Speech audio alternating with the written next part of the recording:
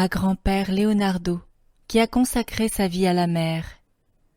À Naïa et Axier, proue et poupe embarqués dans le même bateau.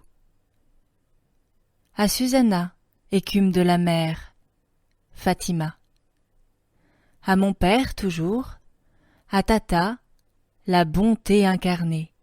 Tous les deux vivent dans ma mémoire. Juan.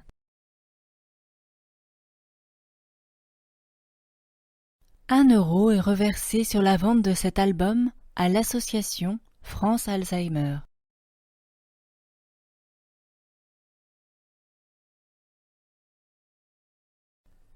Dans sa vieille valise, grand-père met un pantalon, 2 chemises et rien d'autre.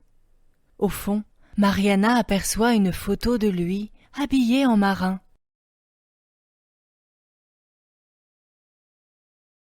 Mariana lève les yeux, le regarde. Grand-père a beaucoup changé. Sa mémoire est un tourbillon de mer, une vague, un bateau qui erre sur les océans. Allez, dépêche-toi, le bateau va partir. Mariana marche lentement, se faufile sur le chemin menant au port, en fredonnant des chants de marins. Grand-père, lui, sourit, danse, divague et s'envole. Ils observent les bateaux dans le port, les regardent aller et venir. Ils vont et viennent, comme la mémoire de grand-père.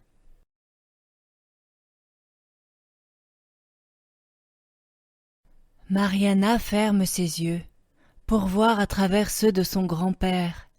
Elle chevauche un nuage assoupi, qui devient eau, de l'eau qui devient hippocampe.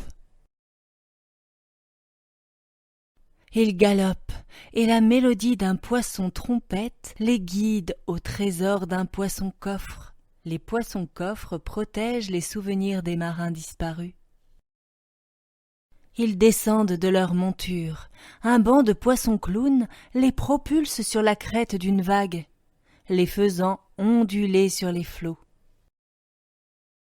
Mariana distingue le rivage. Un frisson lui glace le dos. Elle en a la chair de poule. Elle le sait, dans les châteaux de sable se cachent les fantômes de la mer. Déboussolé, grand-père la serre tout contre lui. Saisi par l'émotion, il verse quelques larmes. Immédiatement, Mariana lui dit en souriant « Je t'ai apporté un cadeau, ferme les yeux ». Mariana plonge la main dans la poche de son pyjama. Elle en sort un petit bateau de pêche, le pose dans la main de son grand-père. « Papy, donne-moi ta valise, on rentre à la maison.